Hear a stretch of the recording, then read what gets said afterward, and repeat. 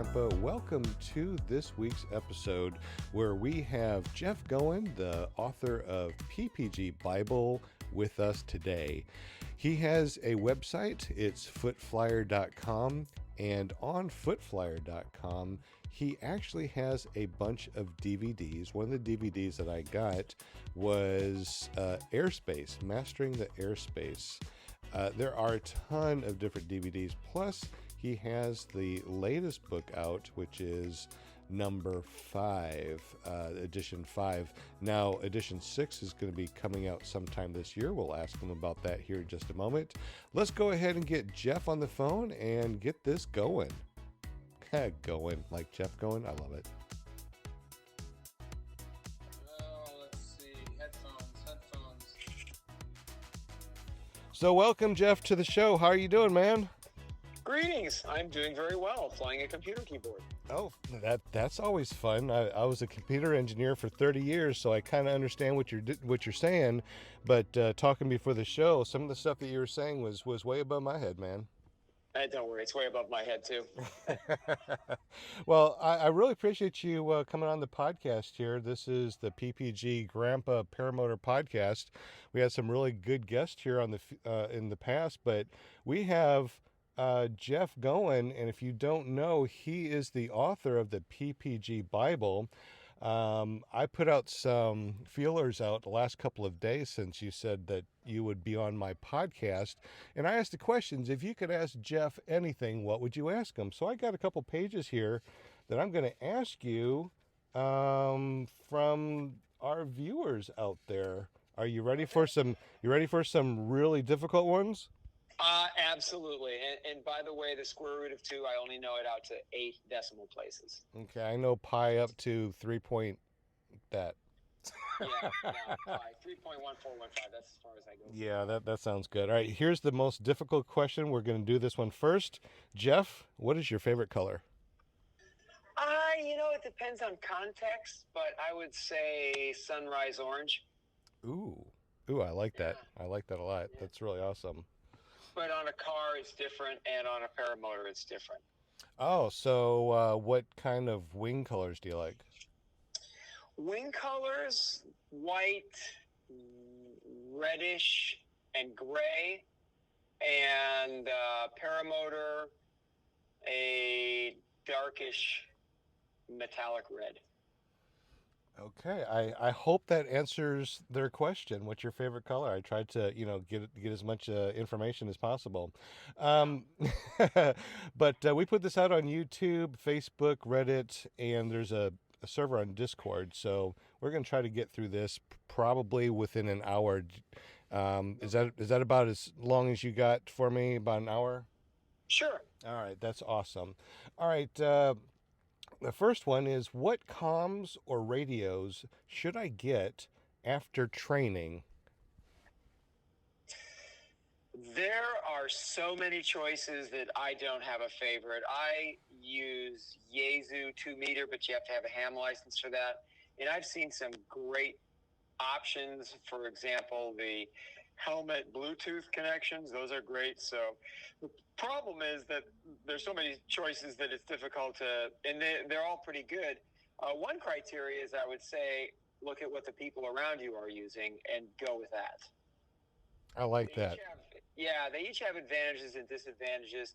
The Bluetooth option doesn't have much range, but if it goes through a cell phone, that may be a better plan. Mm-hmm. Cell phones have some of their own limits. You may not legally be supposed to do it. I'm not an expert on that. But, yeah, I'd look at what the people around you are using and go with that. That sounds very good. I wouldn't know how else to answer that. For safety, would it be wise to have a flying buddy? Safety always comes in degrees, and a flying buddy helps immensely in certain situations. If you're out in terrain where you might struggle to get back, or where you might fly over a river and the bridge is 20 miles away, sure would be nice to have someone nearby that could come fetch your sorry broken you know what. Right. And The other thing to remember, though, is when you're flying with a buddy, the chances of a midair just skyrocketed.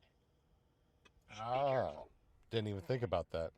Yeah, it only takes one. And in fact, my observation is that probably because we tend to fly only with one other person, more of the midairs have happened when you're flying with only one other person. Interesting. I didn't even know about that. Yeah. Okay. Since we're talking about midair, what kind of wing? This is coming from me. What kind of wing would be the best wing to have in case there is like a collapse or something like that? And when should you get a reserve? I would say a reserve improves your odds of survival anytime you're high enough for it to work. Mm-hmm. And again, it goes in degrees. If you're going to be doing steep maneuvering at either a high enough altitude or with other pilots, it improves your odds. So just think of it as, yeah, this is another tool. How about as far as like wings, like the A or B rated wings? There's another question that I'm going to be talking a little bit more in depth. It's from Doug, but this is kind of from me right here because, when I first started, I was thinking, I'm not going to be like a Tucker guy, getting down low and skimming my feet and doing foot drags and barrel rolls and all this stuff. I want to just get up and enjoy myself and feel safe up there. Um, I know that A wings are kind of slow and they're pretty stable, but is there any like good B wings that you could get that are stable enough to feel very confident, especially after like your first, you know, 10 flights, maybe 30 hours? Yeah, well, I'm not going to give specific wing recommendations only because I haven't flown enough of the newest models. And even if I did, my observation on the more that I fly, at least certified wings, is that the differences are actually pretty small.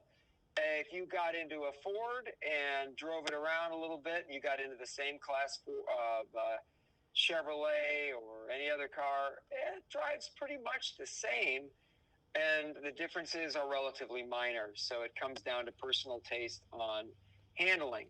Uh, I've had good luck with ozone, but I've had good luck with a lot of them. I mean, when I go to a fly-in and I test fly these wings, it's like, yeah, that's nice. For one thing, they're usually new. New always helps. So yeah, an A wing, if you're training, you need to be on an A wing. The chances of dying on an A wing are much less because it's so much more forgiving of ham-fistedness. I started testing A wings. I gained interest after I noticed how training seems to be one of the top 3 causes of fatal accidents or phases of fatal accidents. And I wanted to make sure that not only is it an A wing, but the brakes are tied according to the manufacturer and it's of the appropriate size. Size is important because if you have too small of a wing, you're flying heavy, you can stall or spin it. If you're flying in the prescribed size, there's a reasonable chance that even if you were to reach down into your seat and forget to let go of the brakes, it's not a death sentence. So A wings for training. But your question regarded, I've got 30 flights, I want to move on.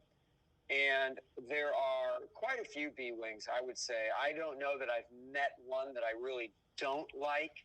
There's some that maybe I don't like the handling on as much. So really your best bet is to go try it, talk to some respected people, not necessarily sellers, although sellers have good insights.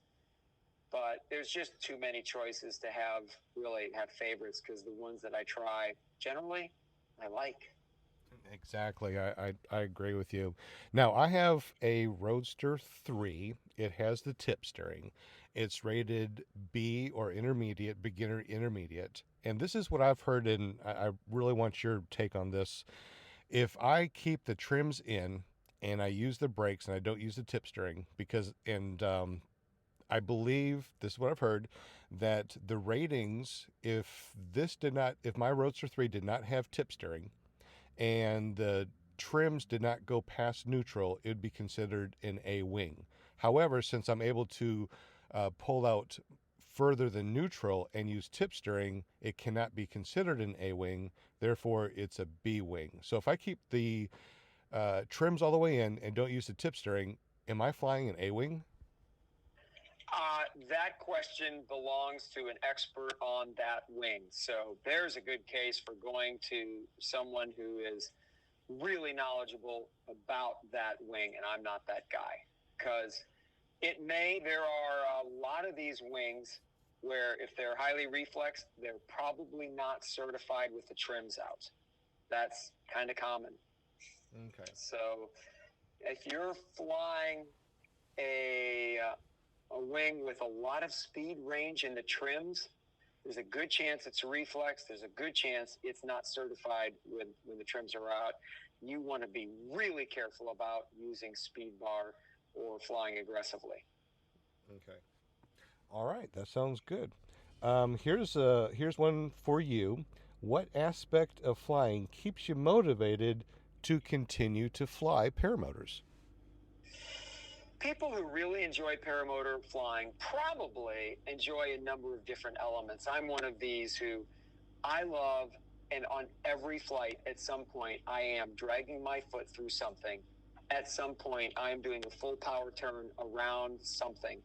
I live on an airport, so I just love the ability to run into the air, number one, to go up to see things from 500 feet or 1,000 feet, and then to come down and plant both feet on the two yellow lines of a curvy road. Wow. Those kinds of things I can't do in anything else. I certainly can't do legally, and we have immense freedom on this craft and in this country anyway to do things like that fully legally. So that is a big part of what keeps me flying. I mean, I've gone through phases too, where, for example, I competed. I enjoyed seeing how far I could take it. And when you say competed, are you talking about like an Icarus, or are you talking about like the big cones that you fly around? I've not done Icarus. That's not my preferred kind of competition. It's really cool. I mean, my hat's off to those guys, or to the guys that fly in camp. I don't do cold. I want a thermostat, but that's awesome. So my kind of competition is precision. Anything that involves precision, whether it is pylon racing, spot landings, dropping balls, picking up cones, flying and dropping a ribbon, then recapturing it in the shortest time. Anything that involves precision, I really get a kick out of trying. Landing and stopping on something while kiting the wing overhead. All of those things have been intriguing and kept my interest.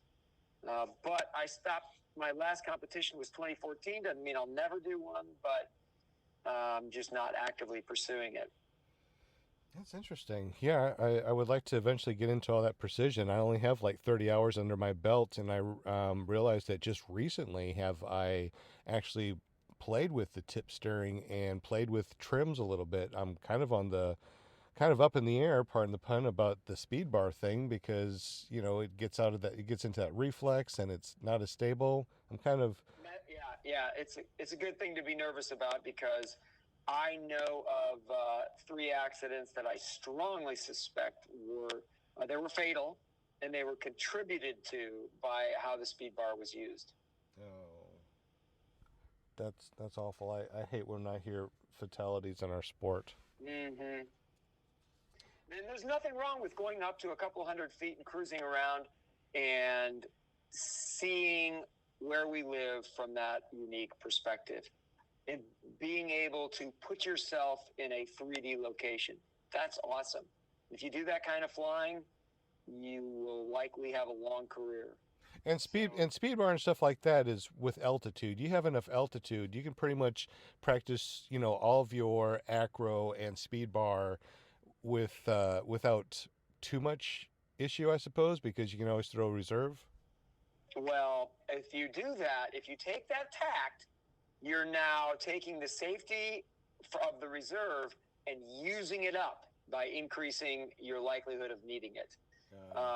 remember that a reserve ride is going to put you somewhere you didn't plan on. And that could be in water or power lines or a tree. So my recommendation is, if you want to do acro, your best bet is to find a good coach and do it over water. Okay, that actually is another. Let me see if I can see it now. That's actually another question: is what SIV courses would you recommend? The reason why he said that he's asking is because it's really hard to find, accurate information on instructors and SIV instructors and coaches. Where would you go to find an SIV course and instructor? How would you recommend that to someone? That's a tough call for two reasons. One is that information that I may have heard, which is sometimes, it's pretty much always secondhand or third hand.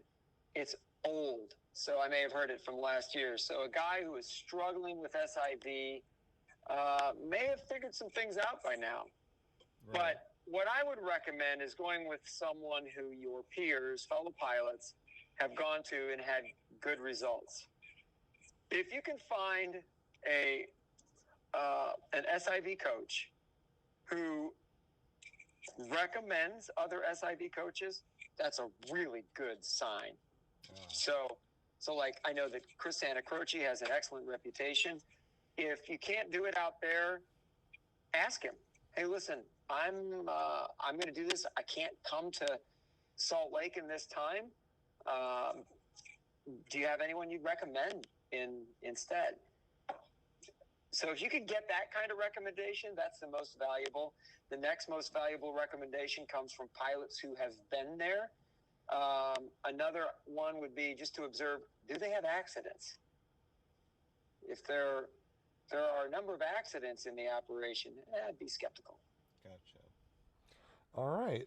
Here's another question that says, what do you want to see in legislation in the next 10 years? And that goes with a lot of different questions that I've had over and over. It's like, the drone thing has been regulated to the point that it's not even fun to go first person view, because you're not even able, because of the FAA, able to go away from line of sight. So a lot of people are getting away from the drones and they're actually going to PPG. And now with the saturation with PPG, what do you think the FAA and legislation is going to happen in the next 10 years? I mean, of course, this is all speculation, I'm sure. Oh, yeah.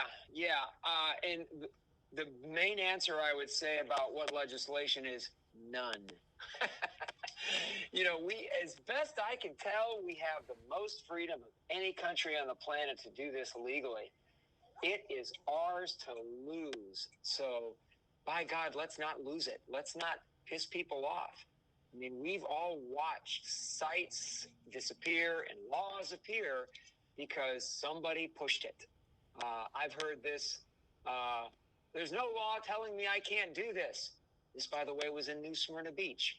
That was the last year we flew in New Smyrna Beach, because that cop, went, along with probably some others, said, this is what's going on down here. This is what this guy did. And sure enough, they passed the law. So we all know about the Oregon coast and what happened there, where it was lost because of some pilots who said, well, you can't tell me I can't.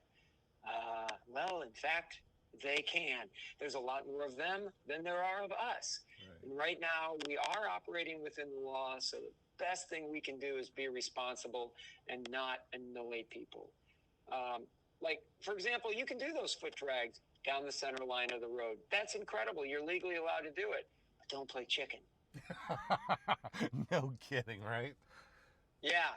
Don't do it on a busy road. Make sure it's empty. Make sure there's no people around that are likely to get annoyed. That kind of thing. We'll get grief from some people who just don't like to see you have fun. But so my hope for legislation is that nothing happen. I would love to see us voluntarily start using ADS-B. That's an electronic device that tells other aircraft where you are. Yeah, I saw that. Isn't that mandatory in like all the airplanes as of 2020 now? Yes, it is now mandatory. I've got it, and I have a couple aircraft, and I've got it in both. I've had it. It points out where other traffic is to me. That's extremely valuable. I've been flying. I've got a Beechcraft Bonanza's little four-place piston airplane, and I've been flying and have come across paramotor pilots. They weren't close. There was no risk or anything. But it dawned on me that, well, yeah, we're up there sharing the same space. Wouldn't it be nice if I could see them? So just one thing, I don't want to see a rule that requires it, but I think for those people that are going to be flying in busy airspace, if there's a way to do it, and I would look at the ADS-B solutions that are used on drones, if there's a way to do it, and I've been wanting to do it myself, but I just haven't gotten around to it yet. I rarely ever go high enough that I'm a factor, but still, I'd like to have it. Is there any portable ones that you could, just broadcast, be the transmitter for with the paramotor? Yeah, it's UAvionics. I don't know that I would tell them if I do it, it's going to be their unit. UAvionics makes one for drones. You're just buying it for your drone. Okay, and then you just put it in your... You've got to have a 12-volt source. Oh, okay. And I haven't built this thing yet. I want to build one eventually, but I've got some other projects going. And I just figured I'd put it in my harness. That's good, because you can just use a little battery pack or something, right? Yeah, and I've had people tell me, well, you can't legally do that. Well, there is actually a function in there. I talked to one person who was a developer of it, and there is a selection for ultralight if you could get to it. I don't think the UAvionics allows you to select that, but as best I can tell, it's legal to do, just like it's legal to put it in your drone. See, that'd be pretty good, because if it's drone worthy, then obviously it's worthy enough. And since all the airplanes now, have that, they'll be able to see us no matter what we're doing. I was flying out with my friends yesterday over at the Pinnacle Mountain here in Little Rock, and twice I saw airplanes at our level, and we weren't but 1,000 or 1,500 feet up. Oh, yeah. Yeah, so... Yeah, I like flying around. If I've got landing areas, I like flying around down that low, just, because it's more fun to see it generally. I'd definitely have to look into that. Is that something that you want to put in your next book? Well, I wouldn't want to put it in there until... That probably won't be in there only because I don't know that I'll be able to test it. Gotcha. It wouldn't be a bad idea to include it, but, yeah, I'd want to test it, make sure it's legal and so forth. And also regarding this idea of legislation, they don't want to regulate ultralights. They see drones a lot differently. Drones are accessible to a lot more people. They don't require skill. They're a lot faster. And in many regards, they feel like little cruise missiles, where a paramotor, he's slow, he's vulnerable. There's less need to regulate them. Gotcha. I always wondered why there's such a heavy regulations on UAVs and not the PPGs. It's because you don't need much skill. You are not risking your own body, and you can get to places very quickly without being, for the most part, without being seen easily. So it doesn't take much of a security imagination to think of how that could go bad. Yeah. See, that makes sense now, too. Yeah. It's interesting. The more I talk with people, the more I realize things that, of course, are right there in front of me, which is one of the reasons why I want to do this podcast in the first place, is to help a lot of, newbies that are, newbie pilots that have these basic questions that no one's talking about, because most of the podcast or people out there doing videos have been doing this for, 100 hours, and they're doing all these amazing things, including SIV, and us, beginner pilots are like, well, what's an A-line? You know what I mean? So... Right, yeah. That's good. Yeah. Anyway, here's another one is about your next book. Any tips, tricks, warnings that you're going to be adding to your next PPG Bible, and when is the next one going to come out, and will there be a Kindle or an e-version?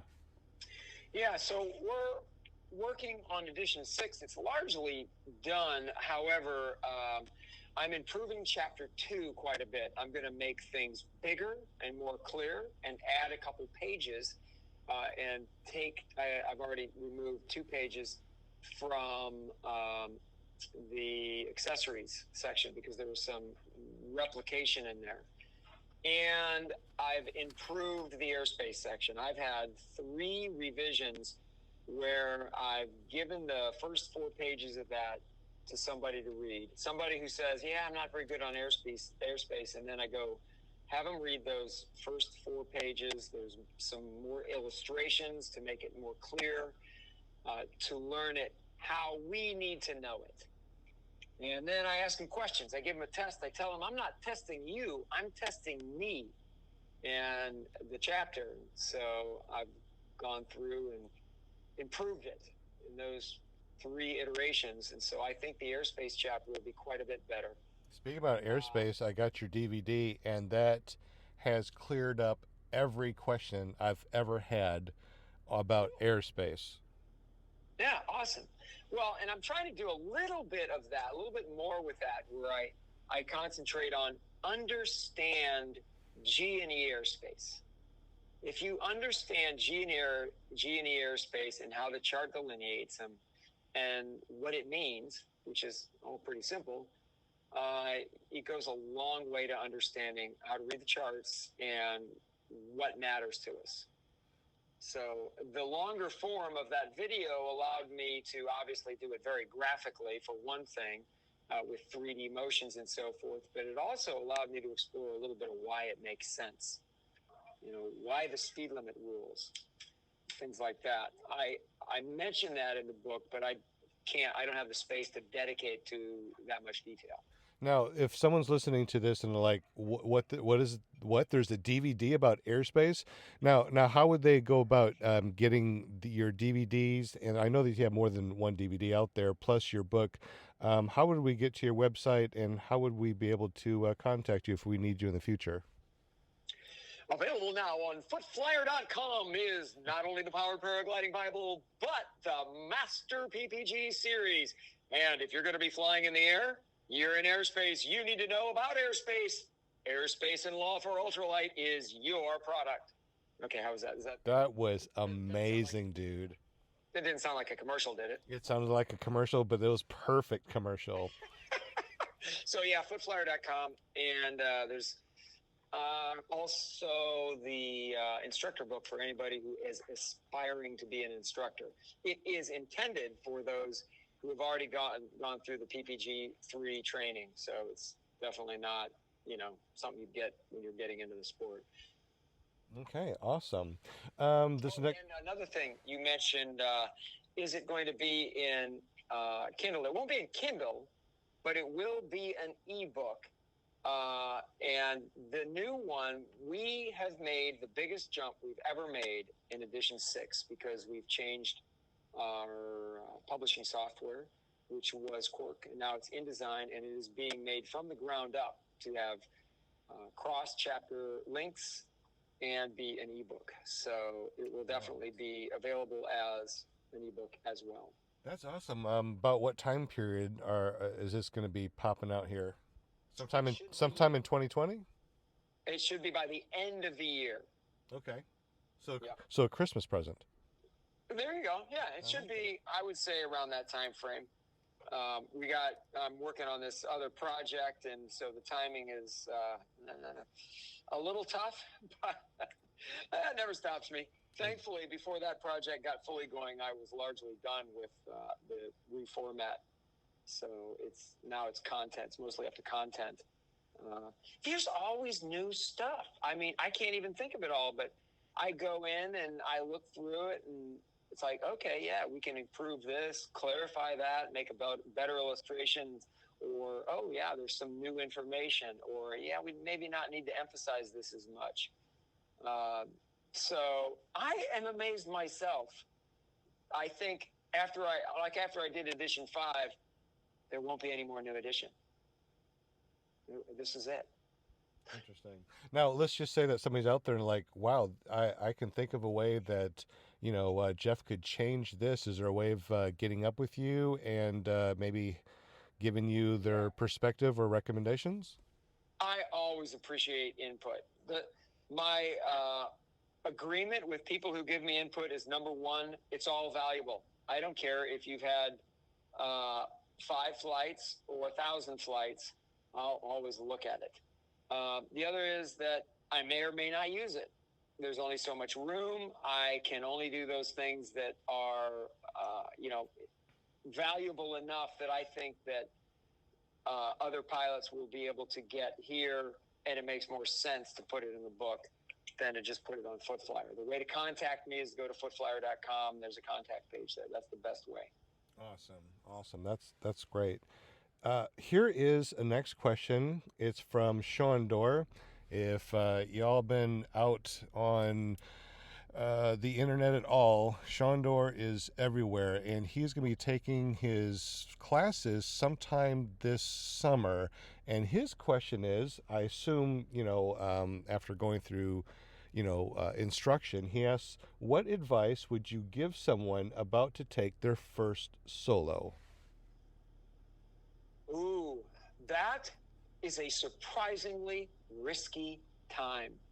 That first solo flight is really risky. Number one, if you have not been in a simulator with an instructor, I would say running the motor that's tied down safely and who has gotten you to the point where you can respond automatically to commands. Number one. Number two, you are good at handling that wing. Being able to ground handle indicates success in flight. I don't even understand why some of that is true. I understand why it's really obvious why some of it is true. And that's because there's a lag that happens with the control input of our craft. And if you're good at ground handling, you have automatically learned a little bit about that lag and about how the wing handles. So it's not just like something that instructors say, oh, you should be good at ground handling just because. No, I've observed that you're less likely to die if you get to a high level of ground handling before your first few flights. There's some pendular behavior about our craft that is particularly risky, both with the throttle, the fore-aft pendulum, and the left-right pendulum. And if you don't master that as best you can, and another one is a tandem. Get a tandem flight in something before you go solo, preferably something with hand controls and a paraglider. A wheel tandem is okay. A foot launch tandem is better a little bit, but really it doesn't matter. A wheel tandem is, as long as you're under a hand-controlled paraglider, is really good. With an instructor that knows what he's doing, where he gives you the controls, he shows you how you get into and how you stop pendular swinging, both left, right, and fore, aft. Like you throttle up. So those are some things that hopefully you have already done. If you're about to do your first solo, you're thinking, well, it's too late. Well, okay. I'm just telling you my observation. In 2015, there were 2 fatalities. Both of them at least involved, they were both under radio control, and they at least involved this type of pendular action. Those 2 fatalities are what inspired me to write the Instructor Book, because there are some best practices on instructing that are not always followed. Being certified does not mean you will follow those practices. It means you've demonstrated competency and you've been exposed to those practices, but it's still up to the disciplined instructor to employ them. That was a lot of words, but this is an important topic. And another one is be on an A wing with correctly tied lines and within its advertised weight range. I'm glad you just said weight range. I have heard a lot about people wanting to go heavier than their weight range because it makes it more stable. Can you really quickly go over what happens when you go over and under a weight range on a wing, please? It's like adding a lot of weight to a car. It has an effect. Will a car suddenly break with that much weight? No. You could probably put 5,000 pounds onto the car. It'll bottom out the suspension, but until you hit a bump, it'll work. So being heavy on a wing doesn't make it immediately dangerous. Being light on a wing doesn't make it immediately dangerous. Each one affects it in certain predictable ways. If you're heavy on the wing, it will be more responsive to control input. It will be faster in the air. It will take longer to take off. It will climb slower. It will leave you more susceptible to pendular roll oscillations. And the controls will respond quicker. So 2 inches of travel will cause more roll rate.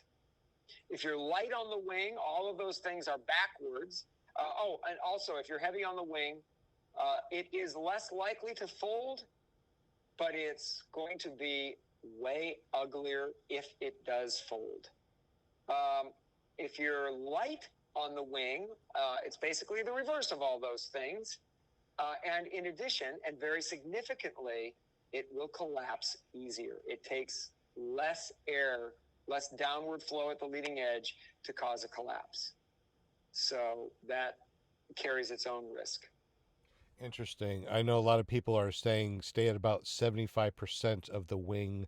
So if it's rated, between 100 and 200, stay at about 175. I'm just giving, a number out there. But what do you think about, staying at about 75, or do you think 50% would be better? What do you think is the best for the wing? I don't have a number for it. And part of the reason for that is that it probably depends on the wing.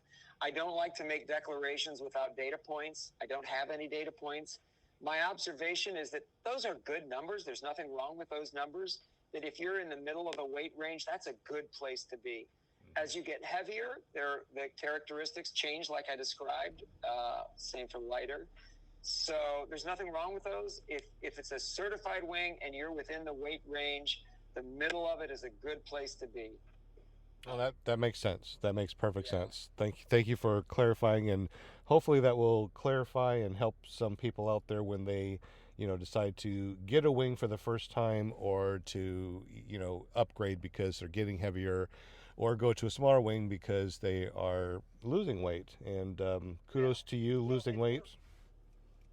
For a new pilot who doesn't have a wing and is getting training, there's a big benefit in buying what the instructor is used to, because he's used to training on it. So there's a good chance he'll be familiar with its handling characteristic. So that makes sense. It's not just that he needs the money, it's that he'll be familiar with it.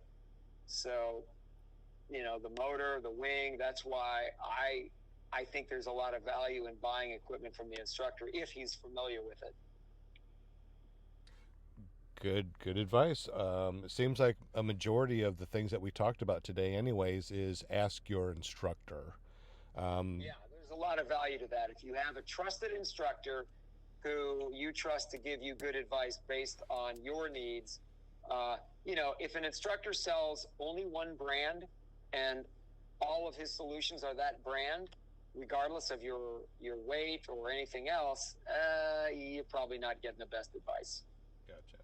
If that brand has a wide range of options and weights and so forth, you have a better chance of good advice. Now, since this sport is not regulated and you're not required to go and get instruction, you don't need to get an instructor. You can pretty much just get something on eBay and, try to get up in the air and YouTube self-train yourself. But let's say that, you're a little bit more on the, I want to be safer side and get an instructor. Where on the internet do you go to find people that are qualified to actually be an instructor to instruct you? Is there a website out there? USPPA.org is the best source for that, because now you can at least get somebody who has met certain minimums. There are other really important considerations, of course, because just because you're USPPA certified, it's like the same thing. It's not required. It's voluntary, just like scuba. For anybody who knows anything about scuba diving, they're familiar with PADI and NAUI. Those are organizations that certify instructors. And it's the same thing. You go to an instructor, that just means they've met qualifications. They've probably agreed to certain things and hopefully are using the training program. But are they? Nobody's actually necessarily watching. So you might want to find out. Okay, so he's USPA certified. Does he use the syllabus? So find an instructor that is willing to give you a rating and he uses the syllabus. And if an instructor is willing to give you a rating without using the syllabus, report it. That's the only way anybody can find out that someone's abusing that program. Using the syllabus is valuable because it avails the instructor of essentially a checklist. Airlines use checklists for very good reasons. They help avoid accidents. The accident that will happen will be yours. So you want an instructor that avails himself of the best possible program. Won't make him a good instructor, but at least it covers one of the bases. Do they emphasize ground handling? You know, you need to be like the ratings require you to be able to kite for a couple of minutes steady, which is really a pretty minimum requirement. So my advice would be to start there, that he's certified, that he uses the program, goes through the syllabus, and then try to find pilots in the area who make recommendations, because, you know, they'll know who has a good reputation rather. And that's at least as good information. Yeah, I know that my instructor said he wants to see me reverse inflate, have it above my head, walk back 10 feet, turn around, walk 10 feet, turn around, walk backwards 10 feet, then turn around and walk another 10 feet, all with maintaining my wing directly above my head with complete control before he put me in the air for my first solo. What do you think about that? Awesome. That's absolutely awesome. Takeoff shouldn't be an accident. Exactly. But anything else about that? Because we got another question coming up. Boy. Well, that's all I can think of. I'm sure there is plenty because it's an important question. But that's all I can think of the most. But that's why you got a book out there. And like I said, Oh, and also footflyer.com. I've got a lot dedicated to this question. What am I looking for in an instructor? The whole of chapter 1 is intended for someone getting into the sport. And what do I look for in an instructor? So y'all out there, go to Footflyer and check out the website. Matter of fact, there's actually something on here. I don't know if it's true or not. It says, Jeff, your last review was 3 years ago. Any plans on more Footflyer reviews? Well, I would love to do more reviews. The problem, of course, is I've got myself in a new business startup trying to change the world in another arena of aviation. I'll go into that in April sometime, but right now that is consuming an immense amount of time. So reviews, to do well, a review takes a while. I mean, I'm a big fan of objective data. You want to know how fast it is, how well it turns, how it inflates. And that's hard to do unless you go out and you have a wing for a week. I remember reviewing one wing that I really liked, but I never flew it in a calm wind. I flew it a couple times, and there was always at least a couple mile-an-hour wind. Well, there's some wings out there, including this one, where if it's dead calm, it weirds out. Really? Yeah. Yeah, weirds out. I got one of those. So that's the scientific terminology, is weirds out?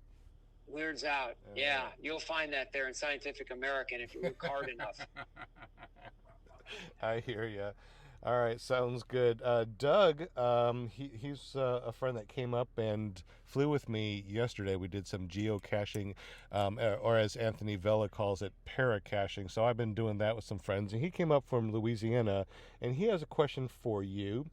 When it's bumpy or windy or turbulent, when do you use trims set out to neutral or beyond, or keep them all the way in? And when do you use tip steering?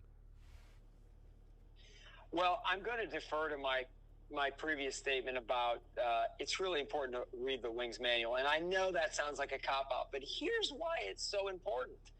On one wing, the manufacturer has found that they feel that the best way to penetrate turbulence is trims out, tip steer only. You're basically giving up handling for to let the wing's own reflex stability handle it.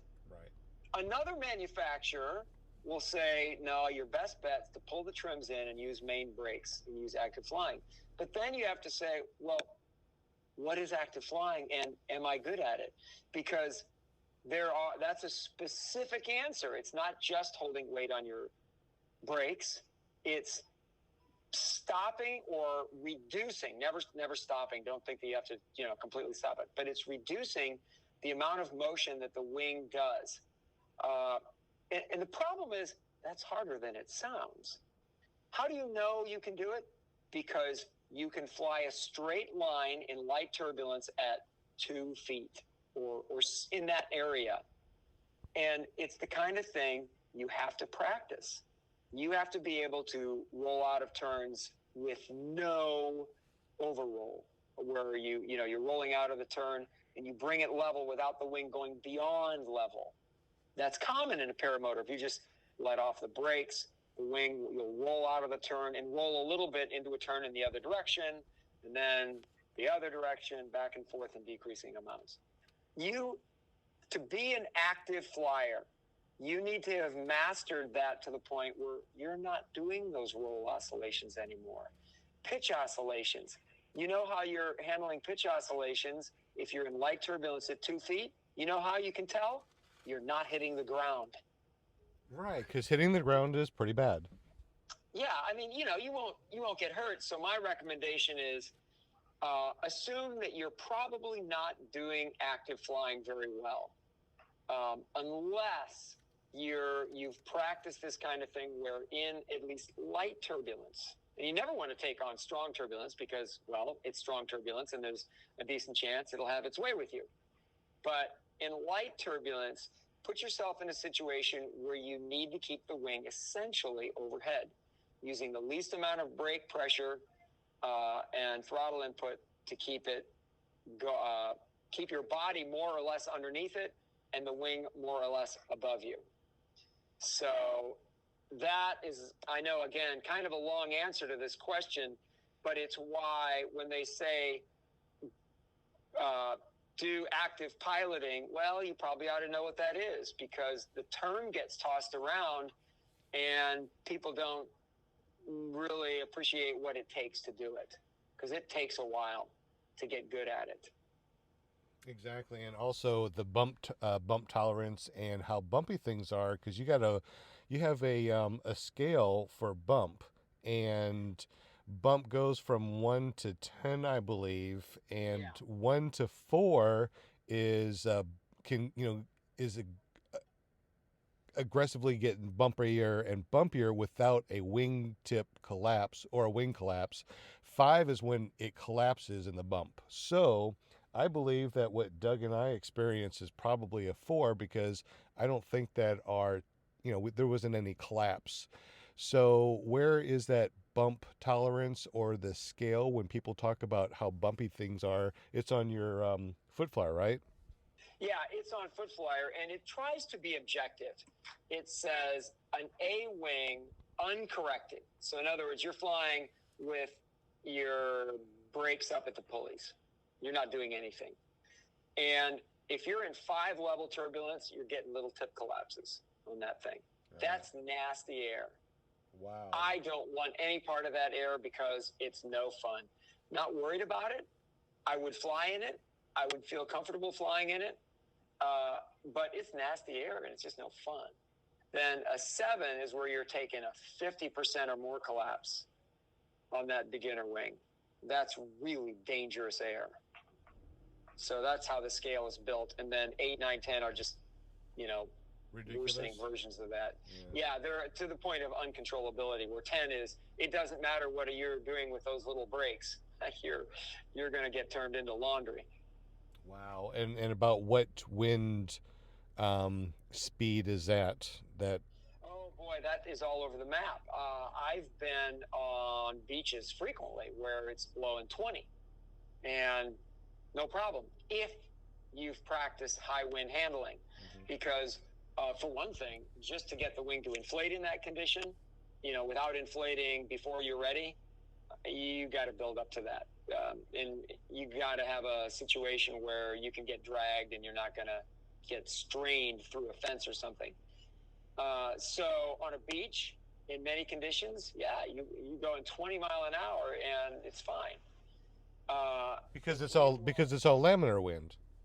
It's more or less laminar, yeah. And if you're in a area where there's big trees around it, I live on a little airport where there's a runway. It's a grass strip, north-south grass strip. And if I have 12 mile an hour out of the west, I don't want to be in that air because it's curling over those trees and the buildings, and it is all shades of nasty.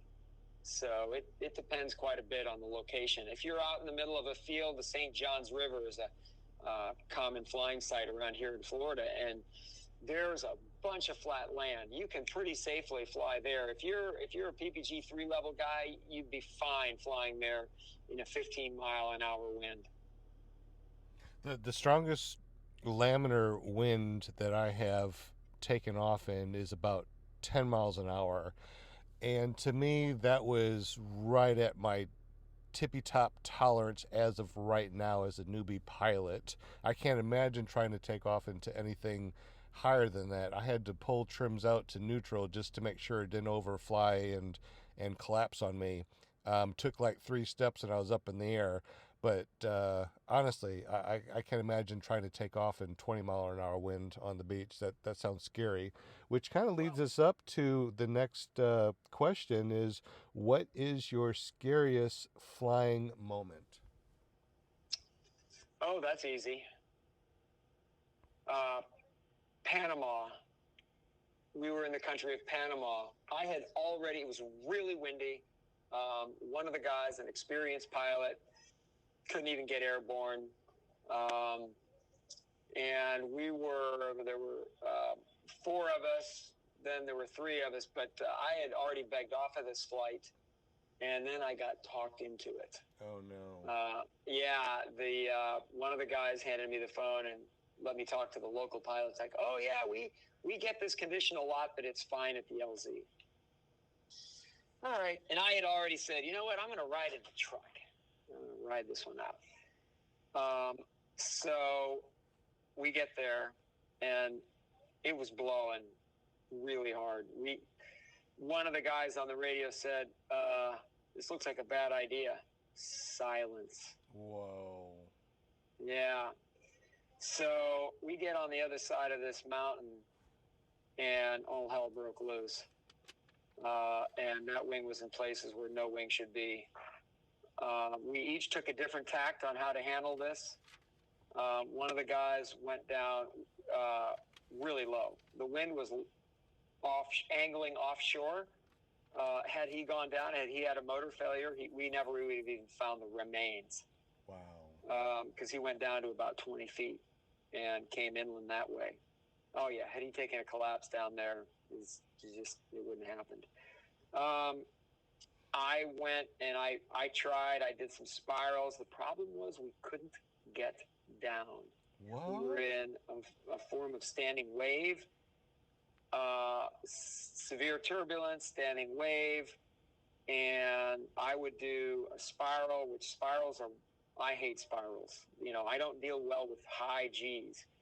And I would lose, say, 500 feet. It wasn't a nose-over spiral, but it was really steep. And I came out of that spiral, and I was going up 700 feet a minute again in big ears. Yeah, big ears just pissed it off. So I don't do beelines because I'm not used to them enough. So after a few of those, I headed downwind, just went with it to get farther away from the mountain. And I just fought it and fought it and fought it until I landed. And that was the scariest moment in aviation ever. Wow. What kind of advice would you give pilots to make sure that they don't fall into what you just went through in Panama? Well, the first is pretty obvious. If you see a pretty obvious risk, uh, just say no and stick with your guns. Another one is, just because everybody did succeed and flew successfully that day doesn't mean it was safe. They may have just barely made it.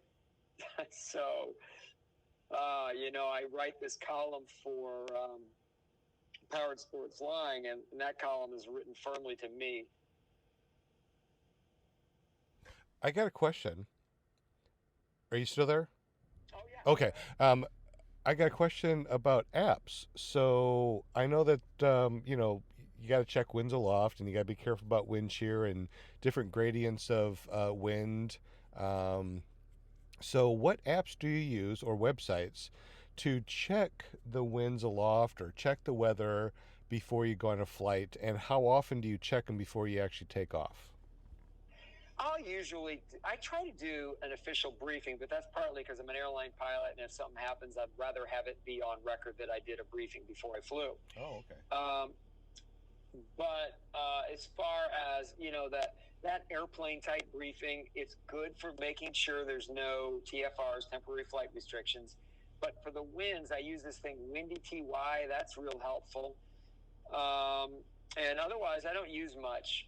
I've observed that, I'm sure there's some great apps, and someone else is going to have some better apps than I have. But I've observed that it's pretty easy for little miniature jet streams to form in places where nobody predicts they'll be. Sometimes they're predicted, but at maybe, you've probably seen this, I don't know, where you take off and it's calm. You just did a forward launch, you ran your ass off, you get airborne, and it's like, oh, look at that. I'm not moving much. You climb up a little bit more. Well, look at that. I'm moving backwards. Perfectly smooth. But you fly hands off at 20 miles an hour, and you're going backwards very slowly, but you're still going backwards. You know it's 20 plus miles an hour, and you're only 300 feet high. So that happens. And when that stuff hits the ground, it's going to be a sporty air ball down low. So it's one of those things, if you're going on across country, you may want to go upwind first so you can get back quickly, or be willing to just land early. Gotcha. Have you heard of the Ryan Carlton website for hot air ballooners? I have not heard of that one, but ballooning, I have seen another ballooning website and thought, oh yeah, this would be good. So you probably have a better one than I do. I also look at Ventusky app. It's an app that shows the different levels and which way the winds are blowing. One of the things that scares the crap out of me is wind shear and seeing my wing just collapse and me fall to the ground. There's one video out there that the guy's just flying around having a good time, hits this wind shear, and it just drops him. And that scares the crap out of me. He went through in his description and said that if he would have looked at winds aloft, it said at 300 or 500 feet there was a crosswind that was like 20 miles an hour in the different direction, and he thinks that he hit that. Is that one of the things that you look for when you do your briefing? Is winds aloft and different shearing effects? If it's bad enough that you're going to have that kind of shearing, you usually get gusts in the terminal area forecast. So later in the day, you'll see it show gusty in the terminal area forecast. So that's what I look at. Okay. Another observation is that if it's going to be bumpy, I'm not saying that he was wrong at all. I'm just saying that in general, I feel it pretty early on. And usually it's because I push it. In other words, I don't take the hint that, oh, this is some kind of bad air that wasn't predicted. I should land right away. My observation about most of those types of accidents is that people had a pretty good clue that the air was bad. and they continued. So I've actually never seen a situation where he got swatted out of calm air. Not saying it can't happen, but it's pretty rare. And usually there was some indication prior to the incident, because it's actually pretty hard to collapse these wings. It takes a fair amount, unless you're pushing some things. Unless you're probably in the reflex or pushing bar or something, because his video was, relatively long before it happened, and he was just tooling around. It looked like a nice day, no oscillations, no craziness, and then all of a sudden, whoosh, the wing just collapsed. I think that he had a chase cam too, so we saw a couple of different views, which remind. Interesting to see. Yeah, send me the link. Absolutely. What do you think about chase cams? Cool. When I was doing instructional videos, I found they weren't steady enough for my use, but they provide cool footage just for entertainment, and would also work for training in the right use. So I have not used one regularly. I tried it, but when I was doing a lot of filming, I was building training videos. So I had the camera mounted out to the side or on the cage, where you could clearly see the hands, and I was looking for an action and reaction. You do this, then this happens, and I want to show it to you. So I came up with a camera mount where the camera was looking straight down. I wanted to show torque, the torque effects, and oscillation and yaw. Because there's some weird effects of that where many wings will oscillate, and they oscillate and yaw. Is it dangerous to mount cameras on your wing from your different connections on your lines? Absolutely. If you let that camera catch on something, that could go very poorly. So, but like all of these things that we choose, we'll choose a risk and benefit. Mm-hmm. And as long as you're not flying in areas where that's a possibility, the risk is minimal. There is some more risk, because if you do take a collapse, well, yeah, okay, that could get in the way. So it comes in degrees. If you're taking off and flying in relatively benign conditions where a big fold is unlikely, risk is minimal. Okay. Yeah, I guess it's all risk and reward. As long as you understand all the risks and all the rewards when you're flying, I guess that's good. And that's another reason why, I believe that having instructors and having buddies to fly with, and other people around, and people that you can talk to, other groups and things like that online, possibly even fly-ins, which leaves us with, I believe, our last question. Do you know of any good fly-in websites, to be able to hit these fly-ins that are going around?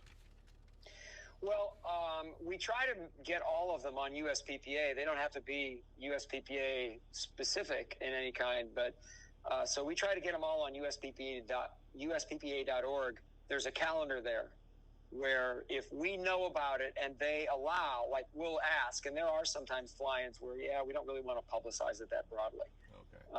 But most of them are okay with it, and we'll put it up on there. Are there any dangers about these fly-ins and a bunch of pilots that you would recommend to newbie pilots going to one of these fly-ins? Well, they're obviously high target area for mid-airs. So if you're smart about it, I don't think it's a big deal. I wouldn't be inclined to do one of my first few flights there. Unless it's a wide open area. I'm going to be at the Palm Bay fly-in. I forget, they renamed it Florida Fun Fest. And that's a big enough open area that it probably doesn't matter. But when you're a beginner, there's a lot going on. And so it may be better not to do a lot of flying at the event, but It's good to meet people, I suppose, and it's awesome to go, absolutely, and meet people. And if you go to an event like the Palm Bay one, well, you can go away from the main activity and fly there. But when it's crowded like that, you're just adding a new layer of complexity that you're less able to handle well. especially if you're a new pilot, just trying That's to. what I mean, yeah. Okay. One last question. How did you get into flying PPG, and how long have you been flying? I got a fateful call from a friend in 1999 who said, "Hey, Jeff, have you ever seen this powered paraglider?" What? And he told me a little bit about it. He asked, you want to go in with me on one of these things? And I already had other flying things. And I told him, well, let me look at it. I don't know anything about it. I kind of envisioned it being like the guy who flew over LA in a lawn chair. I didn't figure there was that much control over it. But when I found out how much control there was, I just went nutso. Cool. Nutso. This was the way I always dreamed about flying. So yeah, I went out and got training. That was in 1999. I think it was March.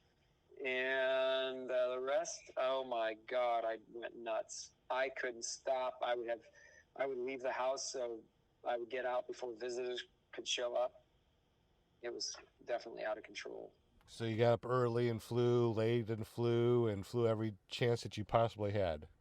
I lived on an airport. So I would still go somewhere else frequently to fly. But the fact that I could run into the air with this craft and go to the anywhere of my whims was utterly compelling. That is awesome. And I think that's one of the reasons why so many people are looking into the PPG. Man, we've crested over an hour, and I totally appreciate your time coming on the podcast. If you have like 2 seconds, I'm sure that everybody is just waiting to hear this. Airspace. I know I listened to another podcast. I think you're on Anthony Vella's, and he asked you really quick to sum up the airspace, and you did it so quickly. I'm like, could you do that for me? G airspace up to 1200, E airspace above that, and what would you say, like a mile of visibility and clear clouds? Can you go over that real quick? I know it's like 2 minutes out of your time. I think you just did it. I think so too, but you say it more eloquently than I do. Oh, there's a guarantee I'll screw it up. All right. Well, the basics are thankfully really basic. So almost anywhere in the country, you're launching in G airspace. G for ground.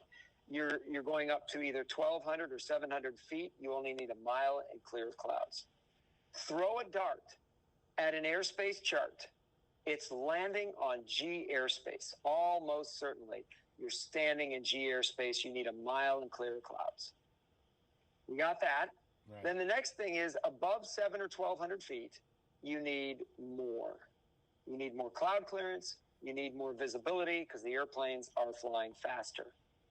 How do you tell the difference? On charts, you've got this shaded magenta outline around airports and highly populated areas.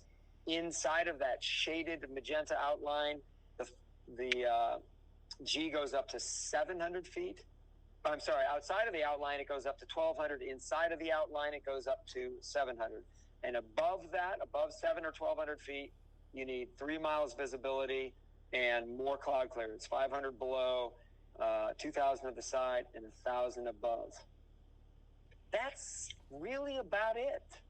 And that's what I've taken from your DVDs and listening to you on other podcasts, is that we only need to worry about 2 things. You know, G airspace up to 700 or 1,200. Above that, it's 1,200 to 18,000 feet. I mean, right. we have such an amazing amount of range to go fly, and as long as we stay away from airplanes, we're doing pretty good.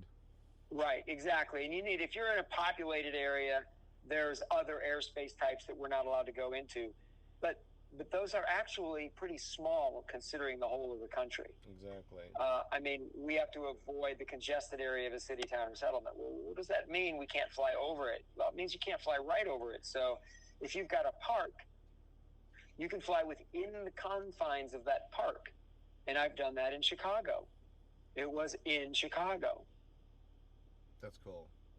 Yeah. Yeah, so you can pretty much fly anywhere.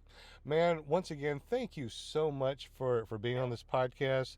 This has been absolutely amazing. Y'all go to Foot Flyer, get that DVD that tells you all about airspace and all that. Pick up his book and make sure that you get on the list for a Christmas. What is it? The number 6? Number 6. 6 for Christmas. Man, have an awesome day. I so appreciate it. Oh, yeah, no problem. And you do the same. It's been a pleasure. And thank you out there for listening. This is paratalk.org, paratalk.org. This is for the people, by the people. Do you want to be interviewed? Have you interviewed someone, or do you want to just tell your story about how you got into PPG or paragliding? I mean, we're all about flex wings or anything, even GA, I suppose. If you have a good story about general aviation, how you got into it, being a pilot, that's what this is all about. Let me know. You just get up with me. You can email me at ppggrandpa@gmail.com. Check out all my videos that I have out there, which is ppggrandpa.com. And I put it all out there, all before I started to fly, and training, and of course my first, sitting down too soon and smacking my butt and coming in for landing too quick and not landing right, turtling. This last one, I didn't check my runway and got into some mud and water and kind of did a little crash thing. But the good thing is that I don't have to worry about my cage breaking because I have an Angel frame.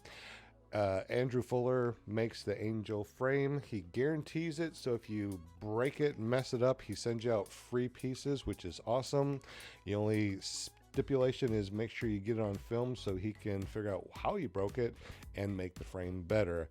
Get up with Andrew Fuller at SkyTapParamotors.com and tell him that PPG Grandpa sent you, and he will actually take off some money, I think $200 off a complete setup, and you never have to worry about frame parts again. I think it's pretty cool. That's why I fly the Angel. I beat the hell out of it, and I can still fly.